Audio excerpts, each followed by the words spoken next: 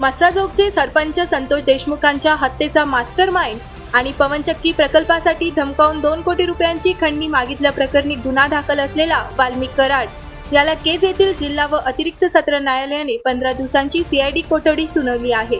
मंगळवारी रात्री उशिरापर्यंत सुनावणी चालली। न्यायाधीश एस.वाय.